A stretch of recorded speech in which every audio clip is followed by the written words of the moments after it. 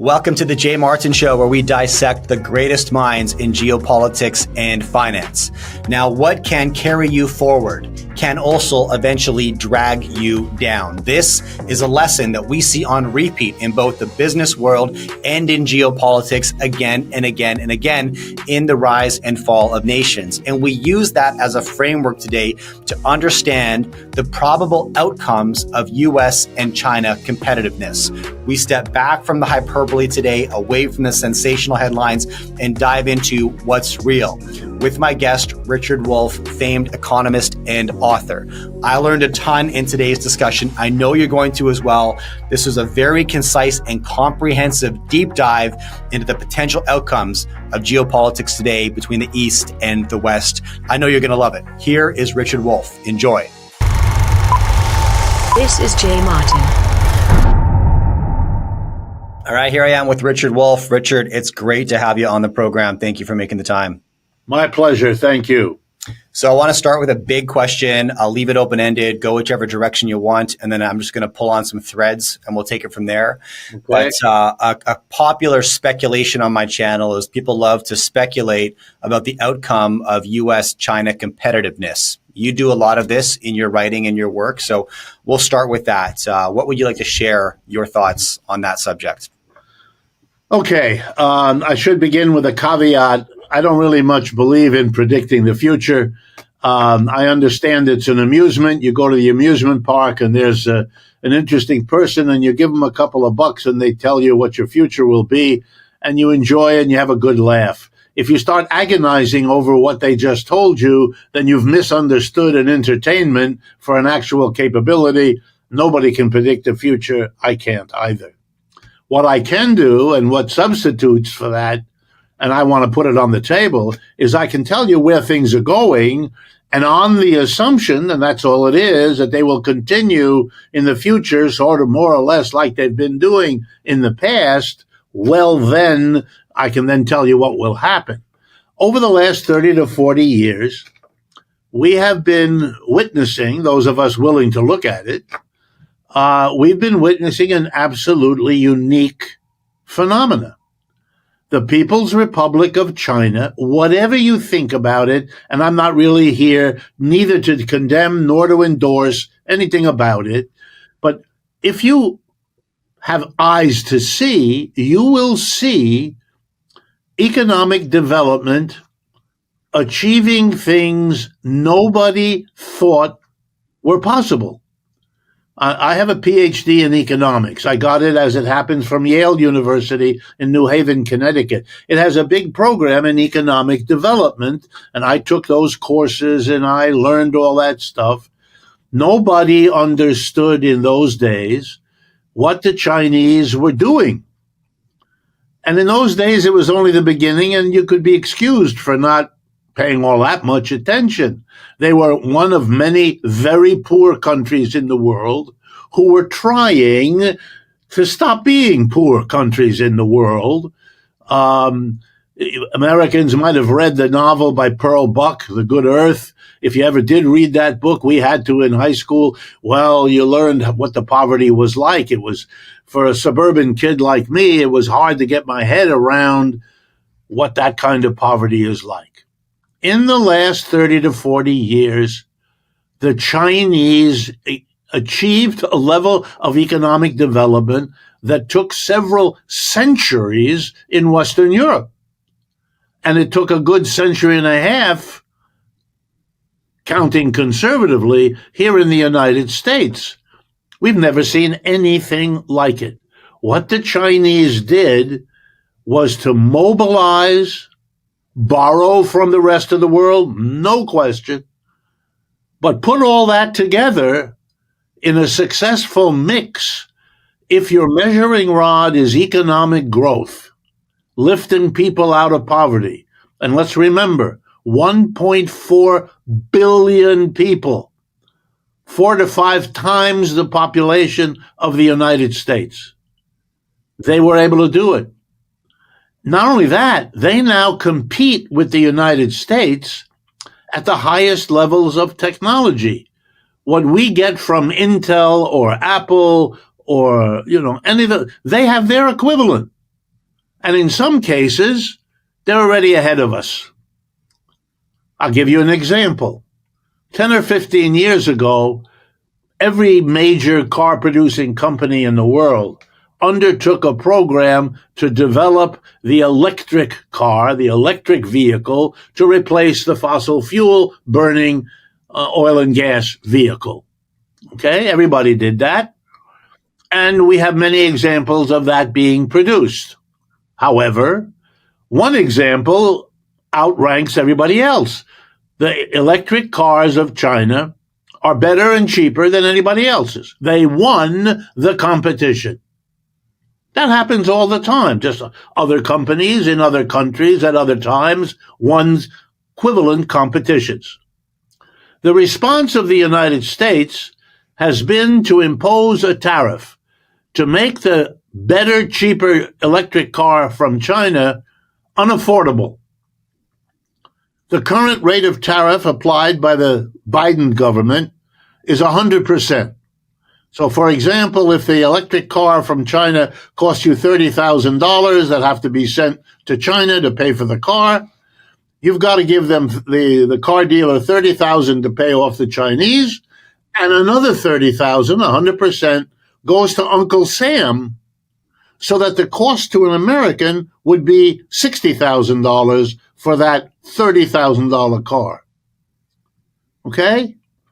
There are no electric cars from China on the road in the United States. A quarter of the electric cars on the road in Europe are the Chinese cars. The greatest producer, the most successful, the most rapidly growing car company in the world, most Americans have never heard of. It has 3 initials, B as in boy, Y, and D as in dog, BYD Corporation.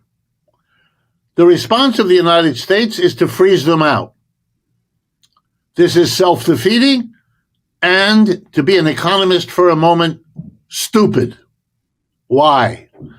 Everywhere else in the world, as the transition to electric vehicles is underway, every competitor of the United States across all industries will be able to buy the best car at $30,000 with which to compete with the American company, whereas the American company is going to have to pay more than $30,000 for the non-tariff equivalent, which will cost you $40,000 to $50,000 for an inferior vehicle.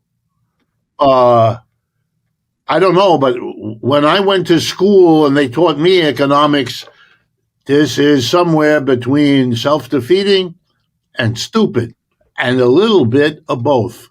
And since I come out of the American education system, I enjoy telling people, because it gives them something to think about, that when I got my PhD in economics at Yale years ago, my classmate was a woman. There weren't very many women taking those courses then. So she, I remember her because she was unusual. Her name was Janet Yellen. Okay, she's now the Secretary of the Treasury in the United States government. I know that she knows what I just mentioned to you is the case. She knows it's self-defeating. She knows it's stupid. She's out there advocating it because that's the position of the government. The United States is losing the competition with China. I could give you many more examples if you wish. This is a self-defeating behavior, typically of somebody who's desperate. Instead of outcompeting the Chinese, coming up with a plan to try at least to do that, you are, lifting up the barriers. They tell themselves in Washington that they're isolating the Chinese. They're not. They're isolating themselves. And the rest of the world is watching in bemused. The Germans have a word for it. It's called Schadenfreude. The rest of the world looking at the United States, and they see an empire going down. And they get the pleasure that comes from that. And we ought to wake up as a nation and figure this out. Okay. Okay, thank you for that. There's a handful of strings I want to pull on here. Good. First of all, just a question for you about the rapid acceleration of Chinese development. You referenced what the Chinese economy has been able to accomplish in a much quicker time than we saw in the West, than we ever saw in Europe. And right away, I got to wonder two things. Number one, as we, so to speak, stand on the shoulders of giants, we should grow faster and bigger than our predecessors. And that's often been the case. The Dutch Empire was greater than the Spanish Empire, the British bigger than the Dutch, et cetera, et cetera. So maybe that's sort of a factor of human nature. And then because they were starting from such a low base, I mean, this is coming out of the century of humiliation in China. The country had been devastated. A lot of folks in the West don't know, but when America was fighting its civil war and 600,000 people died, China was fighting their civil war and 20 to 30 million people died. It was a scale that's very difficult to wrap our minds around and how devastating and violent that war was. But that's the era that China was coming out of, right? And so it's a very low base, which can make growth look a lot faster. Now, I'm not taking anything away from the progress and advancements of the Chinese economy, but I wonder if that provides any valuable context. Richard, what are your thoughts? Well, first of all, I agree with you. That is the pattern. And thank God it's the pattern. I mean, do we want to reinvent the wheel all the time? No, we want to realize that people before us were smart and struggled with the environment and came up with new ways and better ways of doing things. And I'm grateful for that happening. But I have to tell you, as an economist, every part of the poor world, and the poor world is the vast majority of Asia, Africa, Latin America, for sure, plus large parts of North America and Europe too. But let's talk about Asia, Africa, Latin America, vast majority of the people's world, the majority of the people's resources. They are all terribly poor. They all wanted 40 years ago to do something, but the Chinese actually did it. That's the question that has to be asked. Did they build on what went before? Absolutely. Absolutely they did. The Chinese, for example, and this is misrepresented in the West, again, for defensive reasons, which I understand, I even empathize. But, in the light of day, you can't stay with it. People say that the Chinese built on the West's technology. That's true. Of course that's true. But the Chinese didn't do that in any mysterious way. 25 years ago, they made a decision that they would say to the developed world whom they hoped to imitate, the United States, Western Europe, Japan, and so on. We will give you a deal. We understand you're capitalists. We understand that profit is the bottom line, blah, blah, blah. And here's what we're going to give you. Two things. Number one, an educated, disciplined, incredibly cheap labor force.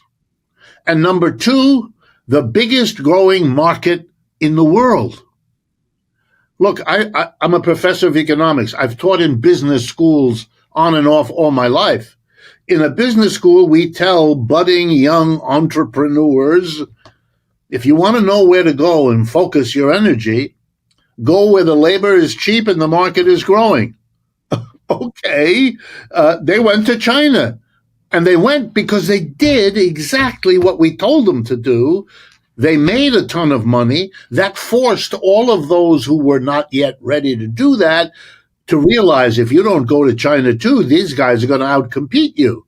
They're going to bring that stuff back, made with cheaper labor, and they have the Chinese market. General Motors now sells more cars in China than it does in the United States. These are the developments, and everybody wanted to do it, but the Chinese did it. And by the way, I don't mean to single them out so much. The Indians, by that I mean the people in the country called India, the Indians, they're doing a version of it. Not the version the Chinese, and they can't quite match the Chinese yet, but they are. And the whole organization called the BRICS is an organization that is internationalizing the Chinese model. And that too ought to worry the United States a great deal more than it currently does. By Okay. the way, Canada is a sad, at this point, from my perspective, I'm not a Canadian. I'm an American citizen. I've lived and worked in America all my life. But the Canadians are following the Americans in these behaviors. And I don't think that's any better for Canada than it is for the United States. Yeah, I agreed. I mean, I'd love to go down that rabbit hole with you as well. Before, I have one more China-specific question, and then I want to expand globally a little bit. But this does this give us any useful examples? Because over the last 100 years, we could see an example of a socialist system being the Soviet Union. We can see an example of a capitalist system being America, and then a hybrid system, right? A sort of socialist capitalist system in China. Right. And the way I've heard you describe the Chinese economy is along those lines. And it made me think of this analogy. I'll tell it to you. You let me know what you think about it. The Chinese economy is almost run like a corporation in that there's owners, there's executives, there's managers, and there's employees. And the employees work for the managers work for the executives answer to the owners, but the employees don't really interact with the owners much at all, meaning there's top-down authority for sure. But among the departments, there's a level of autonomy that is allowed to function somewhat independently unless in extraordinary circumstances, word comes down from the top. So you have the ultra centralized socialist system, which we saw did not work in Russia in that example. We have a massively decentralized system in America, and then this hybrid, which is centralized, decentralized to a point. Is that an accurate description? And what are your thoughts? Well, here's my thought. I don't mean to flatter you, but if I were teaching in the university, which is what I've done all my life, you'd get a big A on your paper if you wrote that down. That's right. But I mean, look what you've said here. You have recognized that the 20th century bequeaths to us the American, let's call it the Anglo-American mostly private economic system, private enterprise, private capitalist, profiting, all of that. And bequeathed us the Soviet Union, the attempt as an alternative to build it with government-owned and operated enterprises, at least in the industrial sector, not so much in agriculture, but there too. So there we have these, let's call them, for lack of a better, a polar opposite. Then it's not surprising, given how human beings work, that along would come a group of people who have something they don't like about the first one, and something they don't like about the second one. And so they conceive the idea, would we get from a hybrid something that would capture the best of the one, the best of the other, and get rid of, discard the parts of both of them that we don't like? You could, I think, make a very good case that that's what Mao Zedong, the Chinese Communist Party, that's what they are. People forget, but they shouldn't, that in the 1960s, Soviet Union and their proteges in China came to war with one another. I mean, they did not agree on things that would make them shoot at each other's people and hurt each other. I mean, the divisions were very profound. So no one should be surprised that the Chinese made the decision to welcome foreign enterprise, to say to them, bring us your technology because you are ahead of us in a dozen ways, which they said. If you read Chinese journals, they've been full of that for years. Much of what those Chinese journals did was to take from the United States and try to figure out how to do the same thing a little bit better. But 90% of what they did was learn from the United States. And, and they paid for that in all the ways they nobody stole that's childish. Nobody put a gun to the heads of the American companies that went over and made the deal. We will give you our technology. We will show it to you. We'll teach it to you. You got to give us the labor. You got to give us access to the market. We're getting profit out of it. You're getting technology. That was the deal. That was a deal on the table, crystal clear. To represent it now is really cheating. It's like my saying, I'm going to give you $5. You give me your shirt, and we make the exchange. I now have $5. You have my $5. I got your shirt, and then I start screaming, he stole my shirt. No, stop. You didn't steal my shirt. We had a deal. You may have changed your mind. You may regret it. That's another matter. But nobody stole anything from you. And the Chinese, they resent that because for them, and I've had these conversations, for them, that's the 100 years of humiliation again. Because what they hear is the subtext. You're too stupid. You're too backward. You're too Chinese to figure these things out. And so you must have stolen it. You couldn't have done it without, we are the center. And I know where it comes from. For a good long while, the United States was the center of innovation, was the great breakthrough technology. Silicon Valley deserves part of the reputation it has. I get that. But so do the achievements on the basis of that. And if you're honest about Silicon Valley, you'll know that a lot of what they did there was also borrowing things that had been developed elsewhere in the world, as it has always been. Yeah, and as should be the case. I mean, that's kind of our role, right, is to learn and iterate and improve. To make the world better when we leave it than when we found it. Yes. Okay. I do have one more question on China. I don't know if this is relevant, but one thing I've been reading a lot about and I'm very curious about is, how did the technological advancement reversal occur? And what I mean is that we now think of the most advanced economies mainly being Western, the greatest explorers in the world. We think of people like Captain James Cook or Marco Polo or Christopher Columbus, all Europeans. But it wasn't that long before that. In fact, nearly 100 years before Columbus set sail on the 3,000-mile journey to America, there was a Chinese explorer named Zheng He who traveled 10,000 miles from China to East Africa. And whereas Columbus traveled with 3 ships and 90 men, I believe, Zheng He had 300 ships, 27,000 men, 180 doctors, magnetic compasses, scrolls upon scrolls of accurate maps, whereas Columbus quite literally had no idea where he was. He bumped into a continent he didn't know existed. And this is one of many examples of how advanced the celestial empire of China was relative to Western economies. But something big happened between Zheng He and Captain Elliot arriving in Guangzhou during the onset of the Opium Wars. Something major shifted. Do you have any thoughts on that, Richard? Yes. First of all, your history is correct. It's the same sense I have. And again, it's something we find kind of often. If you have a society that arises on the decay of another one of the things that often happens is a kind of, for lack of a better term, chauvinism. That is, the winner in the game rewrites the history. And in that history, their own people, their own communities are the dynamic, are the breakthrough, are the, and the achievements of others are second rate or they're downplayed. And then it's not a big step until they're forgotten altogether. So, for me, the example is baseball. When I was young, I was in love with American baseball.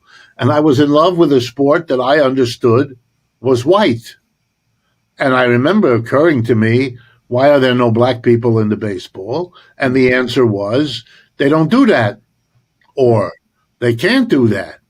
I was around early enough that I remember the importance of Jackie Robinson as the breakthrough black player. Nowadays, we understand that black people, to be as mild about it as I can, are very good at sports and are very important in our professional sports, like overwhelmingly so. And that they were, now you get the idea, they were not out of the game because of their athletic skills. There were other reasons. And the same thing I think applies here. If your economy is based in a certain way of making decisions, then your civilization rises and falls on that basis.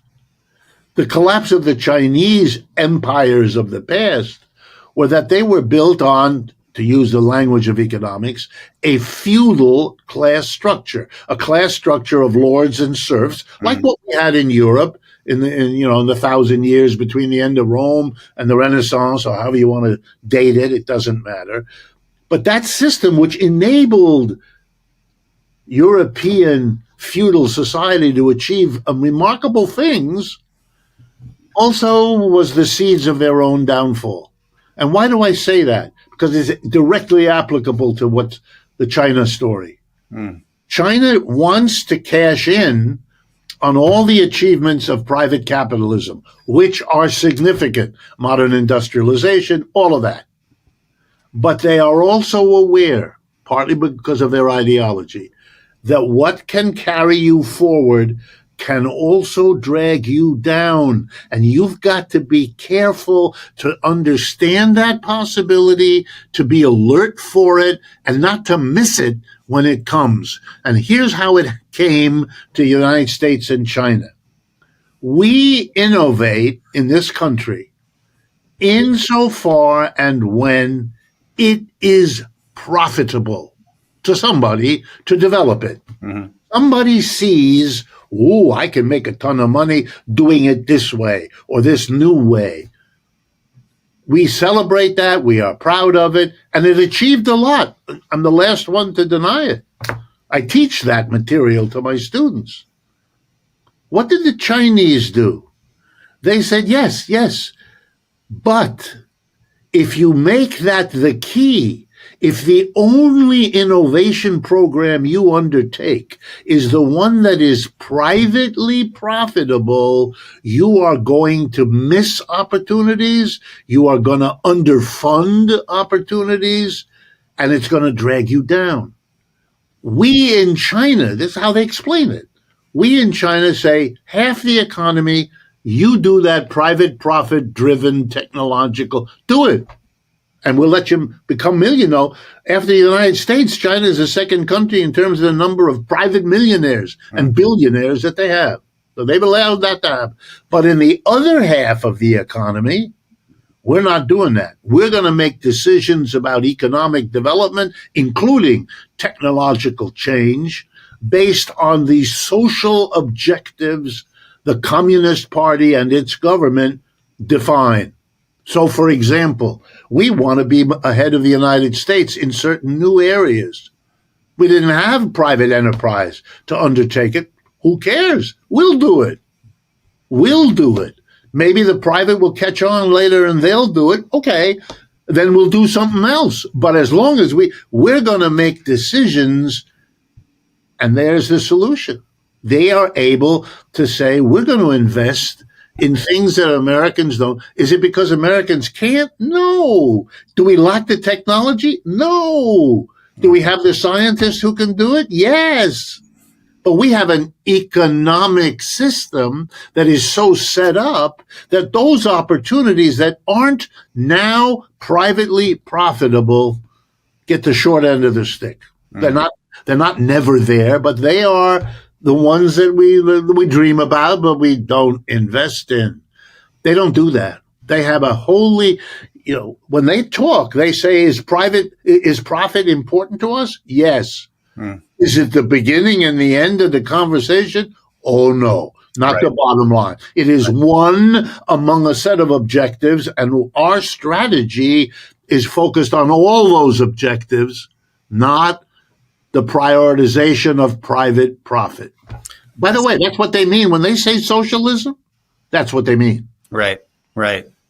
Again, this is interesting. I keep on coming back to the corporation analogy in the sense that I run a team of about 12, and I set the vision and the policy decisions and the big strategic decisions. But I also understand that the more autonomy I can give my people, the better we're going to do, because my sales team is just going to have the best real-time feedback when it comes to product development. My marketing team, the same. My production team, the same, because they're on the front lines and they know. But also, if there's not the balance, if they made all the decisions on the sales team front, for example, we would chase today's income. Every decision would come down to what can we convert today, and we would probably abandon the long-term strategy because we're commission incentivized to get paid today, right? So it takes that. You need that balance, right, of the top down, but autonomy granted, and then striking that and juggling that's a whole other thing. Well, I could, if I could interrupt, I could introduce you to a dozen Chinese strategists who would say what you just said in the identical language. Interesting. That's how they understand what they do. And by the way, they're poetic. They talk about, as I'm sure you know from your hands-on experience, it's easy to say it, But to navigate the differences between decentralized and centralized, to be sensitive enough to let the people at the bottom who have immediate knowledge act on it, even if you're not so sure, you can be. That's a very, I mean, either you're good at that or you're not, but that's a people relationship. They're full of that. They're very conscious, and they're very aware of mistakes they made where they, by the way, the mistakes they typically, and I don't think it's very fair, but they do it. They say, when we do things like you guys do in the West, we make terrible mistakes. That's their way of saying we have lots to learn about the relationship between central authority and decentralized autonomy. And we're at the beginning of that process, and we make lots of mistakes. Yes. Okay. Now something you said a couple of minutes ago, what can carry you forward can also drag you down. Right. Can you relate that statement to the American empire in any way for me? Yes. I mean, more ways than I could enumerate if we had 20 hours. Right now, we maintain, as a nation, 700 to 800 military bases around the world. No other country does anything remotely like that.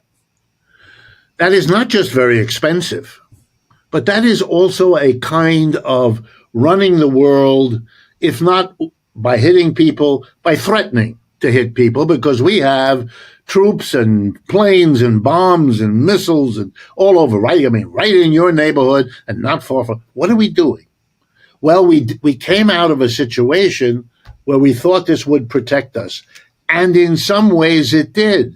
And even in some ways, I'll grant it does. But you have to ask the question, what else is it doing? And the answer is, it is defining the United States as the holder-backer of what we are trying to do here in the Ivory Republic in Africa, or in Malaysia, or in Paraguay. It is the entity that's having a hold on the world, trying to hold us back. When the American naval fleet sits in the South China Sea, a stone's throw from Taiwan, nobody cares about Taiwan. Nobody is fooled by this. Maybe a few Americans who are naive. This is not about Taiwan. Taiwan is not a concern for China either. It's the symbolism of it all. And it allows the Chinese, whether you like them or not, it's another matter. It allows the Chinese to say, look at them. They are here threatening us because we are out competing them.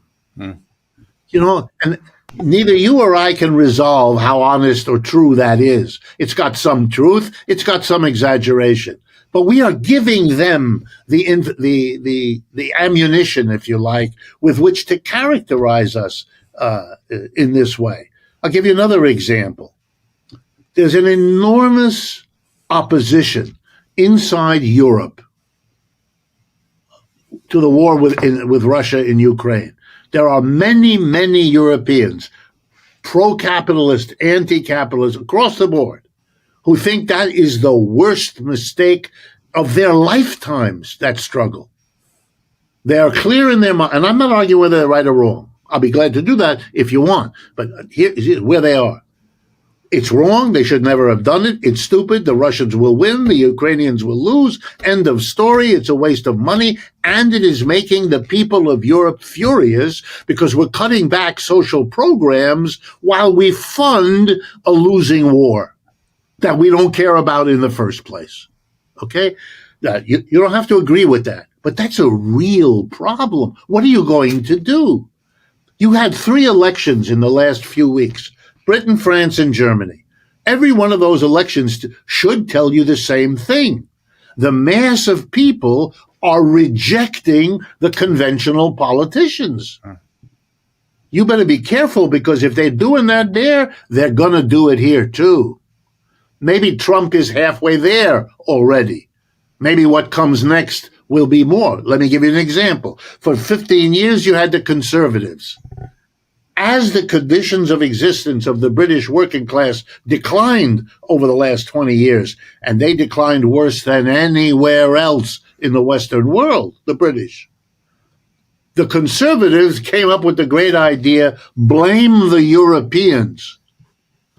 That's right up there with the United States today, blame the immigrants. Are you crazy? The United States is a country of 330 million.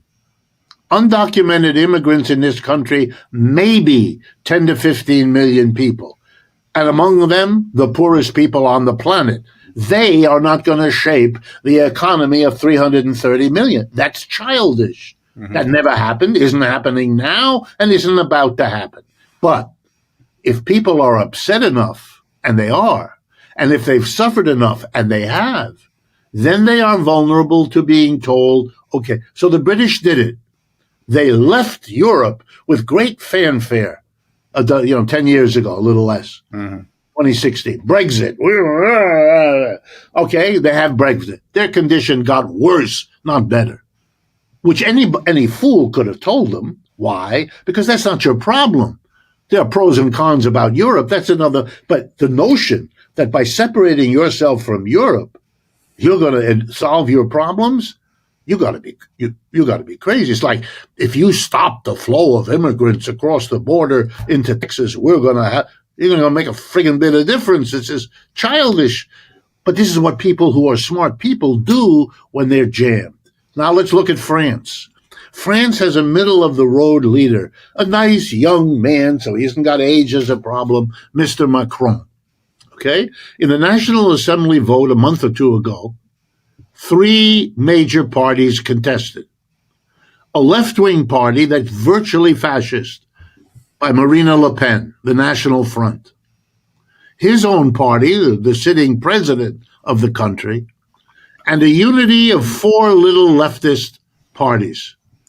The French Socialist Party, the French Communist Party, the French Green Party, and a French Socialist Party that takes the name France Unbowed. Those 4 came together. And you know what the French people did for their president? His party came in 3rd out of 3. Mm-hmm. The number 1 party was a party led by a former member of the French Communist Party, who is still a big leftist. That's the largest political bloc in the French Assembly right now. And then in Germany, you had an election. It wasn't national the way it was in Britain and France. It was in the eastern region. 2 or 3 Länder, they're called in Germany. They're like states in the United States, roughly. Okay, in those, the right-wing quasi-fascist party that has arisen in Germany, and that's an achievement, man, because Germany is where they had Nazis and Hitler. So to be a right-wing, to salute with Hitler, to have a swastika on your shirt it's something anywhere in the world, but to do it in Germany, amazing. They came in first. Who came in second? A relative political unknown.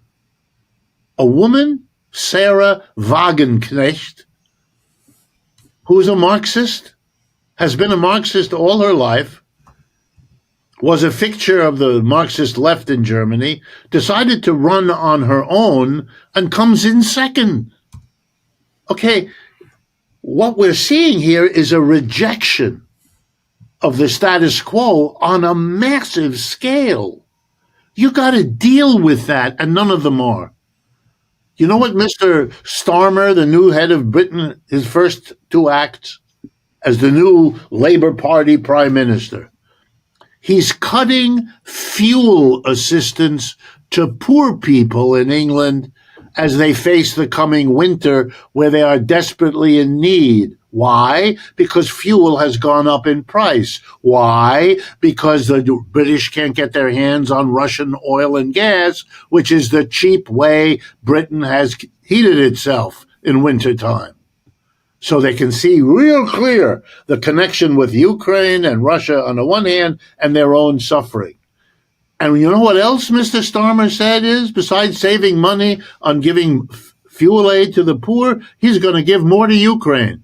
Man, this is the end for him. This is the end for the Labour Party. They are creating a situation where the British working class is going to finally figure out that relying on the Conservatives and the Labour Party, back and forth between these two is not solving their problem. And why am I telling you this? Because in the United States, we are in the midst of the process of our working class reaching the same conclusion about the Republicans and the Democrats. Mm. This is holding back. These conflicts play out. Britain is a basket case economically and becoming more so. They don't even address the problems they have. They are so caught up in not being willing to face their real problems and make the changes. The empire is gone. And no matter how pompous the inauguration of their new King Charles, it doesn't make it more than a piece of Hollywood theater. Okay, so I want to select my thread here to pull on. quite a few. It's a buffet here. So let me go with this. I have heard from a very small number of individuals, like maybe George Friedman of Geopolitical Insights. He's very bullish on America, and he describes the rise of populism, the division, which you alluded to in America, as growing pains of an adolescent empire. It's like, this is traditional American rage. The protests and riots you see in the street, even down to the violence. This is a consequence of a free economy that can't express themselves in the street. And we're going through some very severe growing pains right now. The other side of it is the brightest days of America's future. Now, you can step outside the borders of America and say, well, look at the recession of, empire influence, right?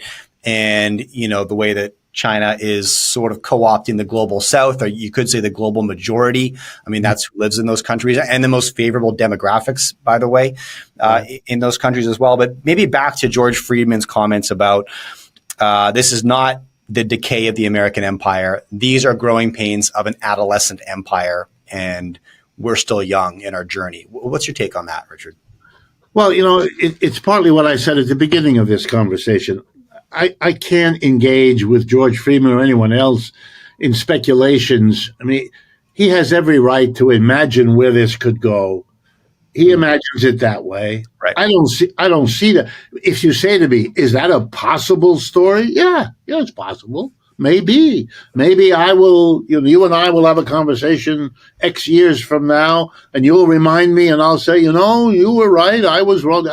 Is it possible? Sure. It's right. We all do the best we can.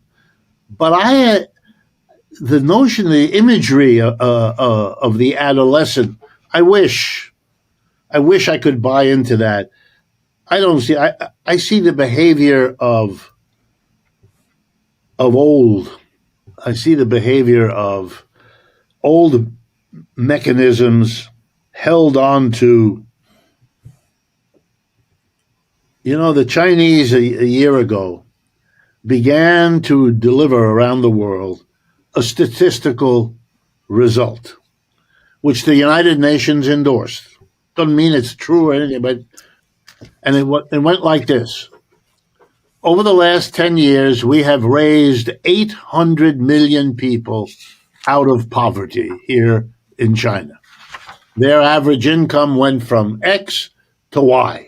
Y is higher than X by enough to say they are no longer in poverty, they are in modest, or whatever the terms are that the UN uses. Okay, it doesn't matter whether it's exaggerated or not. Probably is, but who knows? But it's the right thing to say. It gives them the word that the rest of the world, the overwhelming majority of the rest of the world, is most interested in. How can we do that?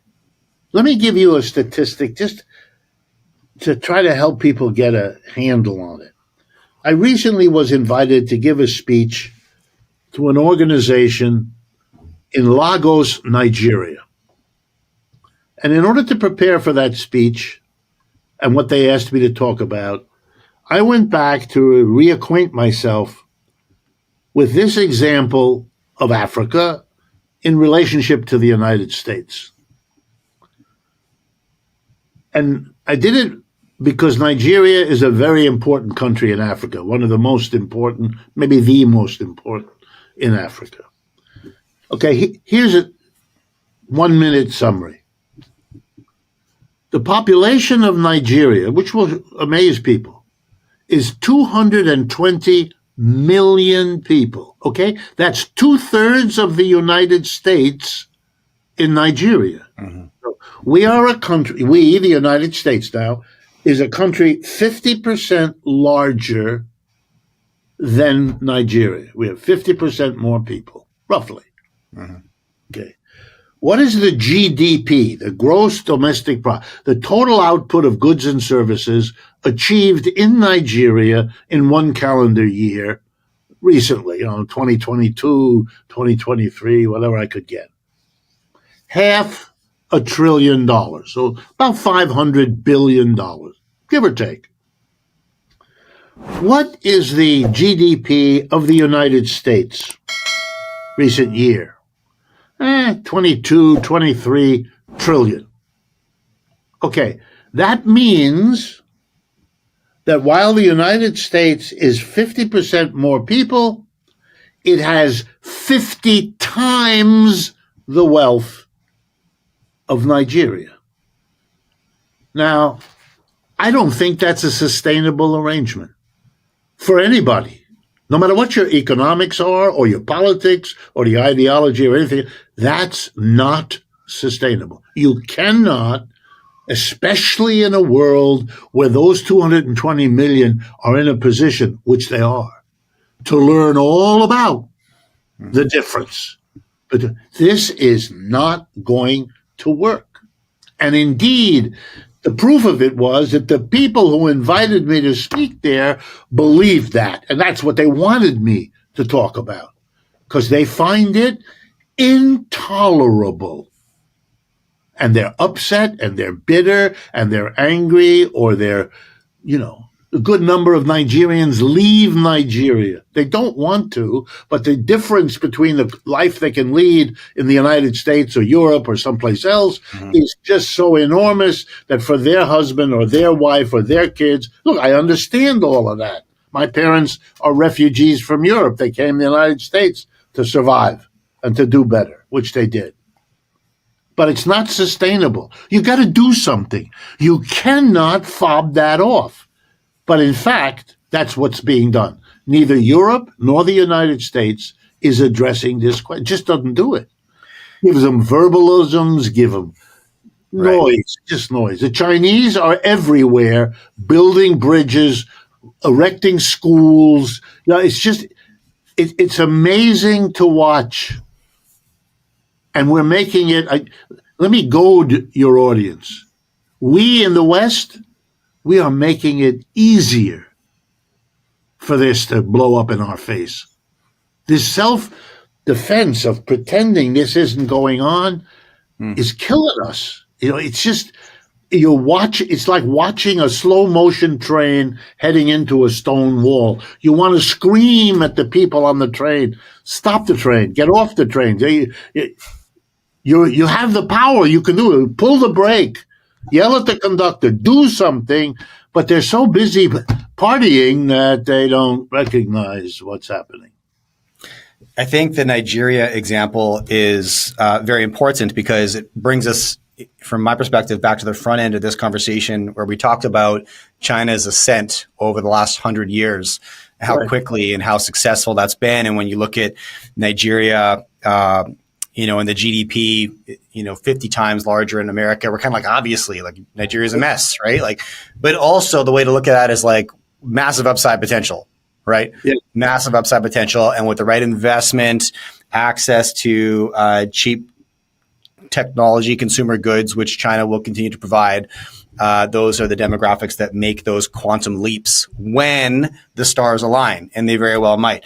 I have another question. If Please. I can, yeah. Here's an example that might crystallize it in people's mind. If you go to Lagos, you will see huge, it's one of the great cities of the world. It's an enormous city, right?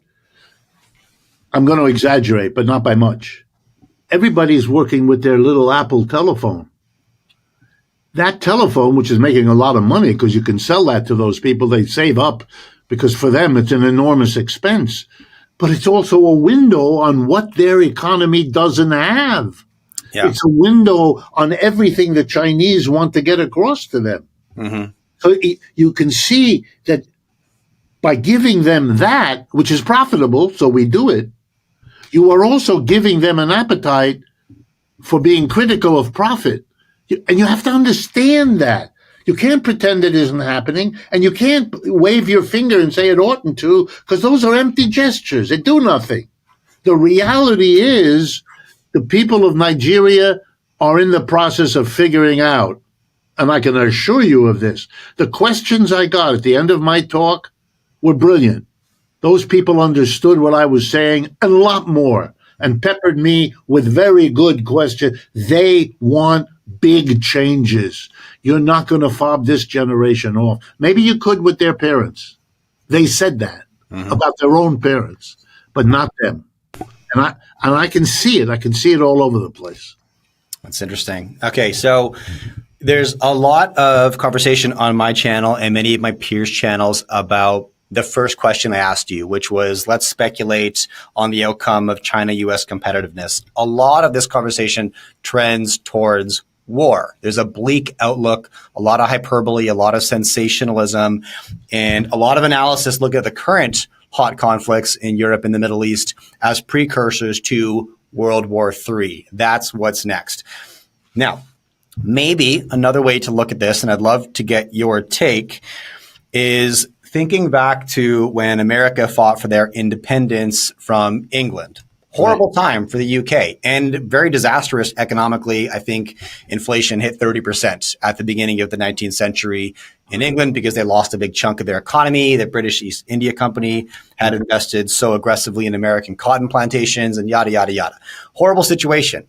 Fast forward not that long, and America becomes England's most important ally, and is probably the reason that the UK didn't fall to Nazi Germany, because America was able to come to their defense. Mm-hmm. Now, short-term pain, long-term gain. That's my point, I guess. As we move from a unipolar world to probably some kind of a multipolar world, is a scenario like that at all likely, or are the East and West too ideologically different for an outcome like that? Like, is there a mutually beneficial outcome here that is being ignored because the optimistic headlines never get read? People want to know about war and crashes and catastrophes, when maybe there's actually a productive outcome that is more logical and probable, but nobody wants to hear about that. What's your take? I'm on the side of there is a better solution. There is more logic. There is greater probability.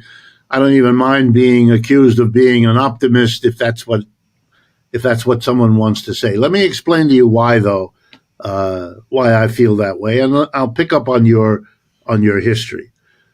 The British Empire, already beginning its decline, its peaking, at that time, the time of the American Revolution, the time of the French Revolution, the time of the fact that basically Napoleon ended it, even though they finished him off, he also ended them. There was an attempt by the British to prevent the United States from becoming what it had the potential, we now know, to do. It fought a war. And to its own amazement, it lost the war of 1776. And they tried again in 1812. We had another war, again with Britain, again designed to crush this newcomer, and the British lost again. And they concluded after those two wars that they weren't going to get the problem solved militarily. To make a long, complex story short, they said, if you can beat them, join them. Work something out that allows them to grow and allows you to survive and to grow in your way. You as a young economy, you as a more mature economy. It's not coincidental that it's a very few years from the War of 1812 to the declaration of the Monroe Doctrine, when the United States says, okay, we're now one of the big players, Latin America, the Western Hemisphere is ours. It's our colonial backyard. Mhm. And you Europeans, you can do what you want in Africa, Asia, but not here. That's ours. Okay. That's the assertion. We have a deal. We're going to get our colonial needs met over here. You do your worst over there. We won't bother you there, but you can't bother us here. All right. That is an arrangement.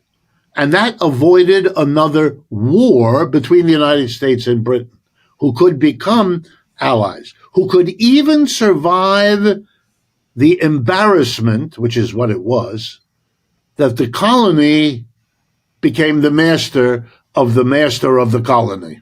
That literally the roles got reversed, and we now look at the British as quaint because we're the power and they are the afterthought. Mm. They pretend they're not, but everybody who.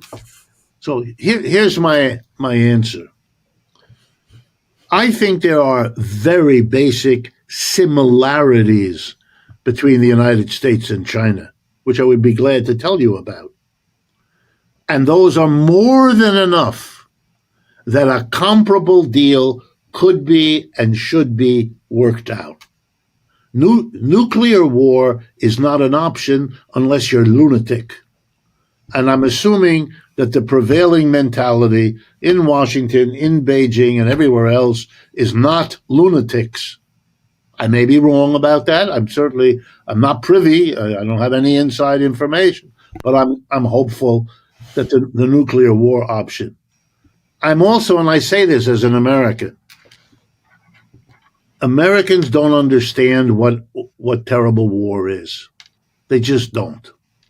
They've never suffered being on the losing end of a major war fought on their own territory. The Chinese have, the Japanese have, the Russians have, the Europeans have, and I could go on, but we haven't. In World War II, bombs fell in Hawaii at Pearl Harbor, and never again. No American city has ever gone through that. The only time I ever went to a bomb shelter was when I was a student in my public school here in the United States, and they taught us how to get under our desk in case there was a bomb, which none of us understood and thought was a funny game. It's not and when Americans talk about war, there's a bravado that sounds like a bad cowboy movie in which, you see the shooting, and then when it's over, everybody gets up and goes and has a cup of coffee or a beer. It's not a real trauma that settles into the consciousness. I grew up with my grandma. Every time there was a loud noise in our bedroom and we were very safe and secure, my grandma jumped. Why? Because she had been in the war in Europe, and a loud noise, it's like a soldier who comes back from the battlefield and takes years or a whole lifetime to disconnect from the anxieties buried in them. So my view is, here's what's similar. The Chinese never broke, not yet, from the capitalist commitment to organize production in a particular way. And that way has a small group of people at the top. You spoke about it earlier, we both did. They'll make the basic decisions. They decide basically what's going to be produced, how it's going to be produced, where it's going to be produced, and what is done with the revenue. And the rest of the people are employees. And they have the monopoly of the power. Do they share some of it? Sure they do, especially if they're smart, they understand. But that's where the power is, and that's where the wealth accumulates, because they keep whatever the net revenue is, a disproportionate amount for the owners and the top executives and all the rest. The Chinese don't do all that different, but they do substitute state officials, so that is very different. But they, ironically, are going to have a harder time maintaining that system than we in the West, because we have the ideological rationalization of it all. We teach, as I have done all my life, in the university, that this capitalist arrangement is necessary, is efficient, It's all bullshit. It's a complete, and I teach it, but I know that it's nonsense. I know what I'm doing. I'm teaching an ideology. This is like teaching a catechism in a Catholic school, if you know, or any other religion. I don't mean to pick out Roman Catholicism. I know that we're teaching an ideology that rationalizes that. The problem in China, they teach an ideology that doesn't. If you open up Marx's Capital, which they teach people to do, Marx is all about there's another way of doing things, ladies and gentlemen. And in this country, we call it a worker co-op. It's a horizontally organized enterprise. It's a community that decides democratically what to produce, how to produce, where to produce, and what to do with the revenue. That's what Marx was talking about. And that's going to be on the agenda one way or another, there and here. And then the real question becomes, how will these two systems engage and struggle with the challenge that's coming from below? And the irony, which I don't think is far-fetched, is that they have a lot to get together on. They're afraid of that. They're afraid here in one way, but they're afraid another way there. And that, plus the threat of nuclear war, is more than enough to be able to do together now what Britain and the United States did back in the 19th century. That's really interesting. And okay, and I know you have to jump. I know we're out of time here. You know, where I land at this moment is, you know, what's the bridge from here to there? And I come back to like, well, you know, leadership that is deal maker leadership. Maybe that's how I'll put it. And just because you mentioned Canada at one point, and we're in our own little mess up here, what Canada really needs in office is a deal maker. That's it. We are rich in natural resources. We need a leader who gets the bureaucracy out of the way and allows the provinces to take their product to market should they see fit and help us get deals done. We need a deal maker. That's it, right? Country is bigger than America with less people than the state of California. Like, we don't need that much governance, to be honest. There's not a lot of people here. We don't have the tensions that you find in many other countries. What we do have is resources. And you need that forward-thinking deal maker to come to power in these Western economies to see the bigger picture and the potential future outcomes. But here's the irony, and I do have to go. Here's the irony. It's conversations like this that are the only hope. They will generate the thinking, the questioning that will produce those kinds of leaders. They're not going to happen otherwise. I mean, where would they get it from? The institutions of the United States and of Canada, because I'm familiar with those. They're stuck in ways of thinking and conceptualizing that had their role to play, had their usefulness, had some achievements to their credit, no question. I'm not a Monday morning quarterback figuring everything out retroactively, but I am able to say, you don't have the leader, and we don't either in the United States. We don't have anything close to it. I don't, all due respect to Mr. Trudeau, I see nothing. I see nothing, and I look at Mr. Trump, and I look at the Democrats, I see more nothing. I see people who are cheerleaders for what we have, because that's what flies, to a public. But even that public for whom this is done, it makes me feel like the people who beat their children and say it's for the children's good. Yeah, I understand. That makes you feel better when you hit them. But, between you and me, don't hit them, is my reaction.